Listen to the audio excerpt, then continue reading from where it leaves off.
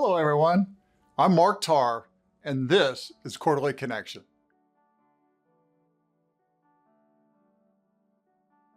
I'm excited to sit down for a conversation with Marion DeBarleben, who heads up our quality team, to talk about the 15th anniversary of our Comfort, Professionalism, and Respect program, or CPR program, as we call it.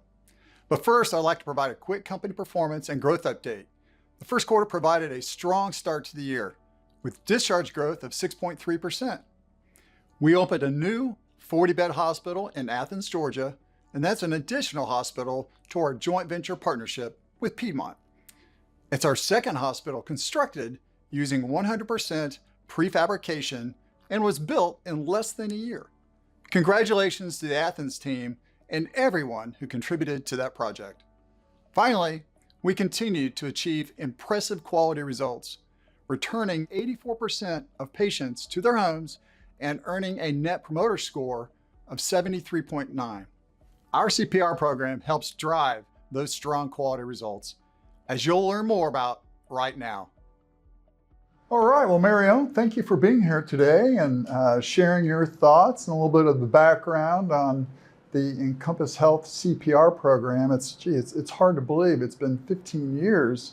Tell me a little bit about its evolution and how we came to where we are today. Thanks, Mark. I'll answer that in two pieces. The origin story of CPR goes back to 2010. We had just under 100 hospitals, and they all had their own patient experience program. So it was a lot to keep up with and a lot for the print shop, and we really wanted to standardize the message more in line with the program.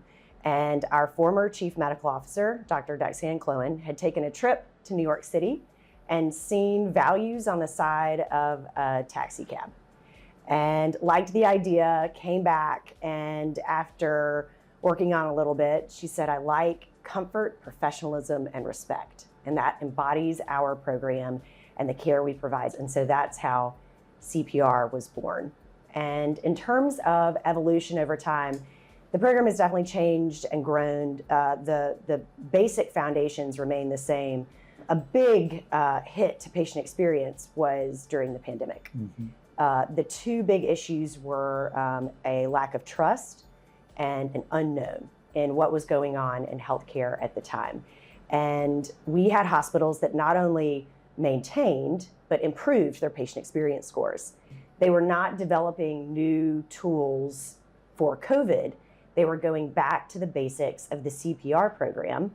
And I think it showed how important it was that if a hospital is being tested, whether that be a global pandemic, staffing shortages, leadership turnover, going back to the foundations of that program is what we need to provide for patients and their families to develop that trust and improve our patient experience. So it's similar to what we've done in other aspects, clinical or otherwise, where we've taken a best practice, we've refined it a bit, and then roll it out in a standardized manner to help benefit everyone, in this case, really the patients. That's right.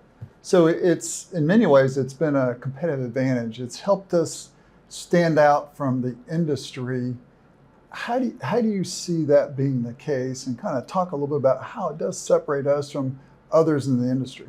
Absolutely, I agree. It started as a facilitator-led program around these principles. And then early in 2014, it was determined to be folded into a TeamWorks model. And that's where we had a cross-sectional team of frontline staff, hospital leadership, regional, home office, to determine as a team, what is the minimum expectations we have for our patients from before they walk in the door to after they get discharged home. And so those two important pieces of CPR, there is the culture, the aspects of how we treat each other, our patients, our family members and caregivers, and then the actual performance elements that are required. So the actual actions.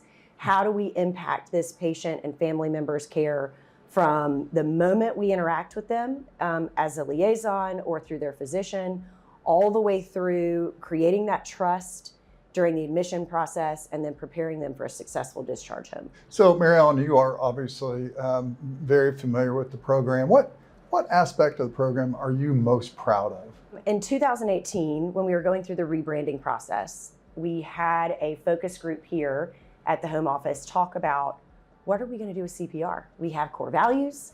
How do these tie in? Is it time to retire the program? And the hospitals and the regional teams, it was unanimous. This is built and embedded into our culture. So we ended up kind of predating our core values, and these tie in really well.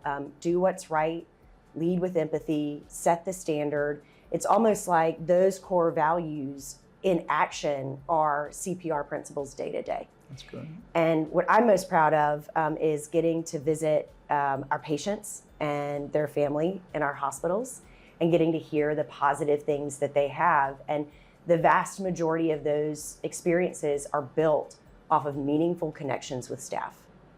And going in and reading these types of comments. So a patient discharged from Fayetteville last week and said, my care, the caregivers, the therapists, all the people, and the whole facility were great.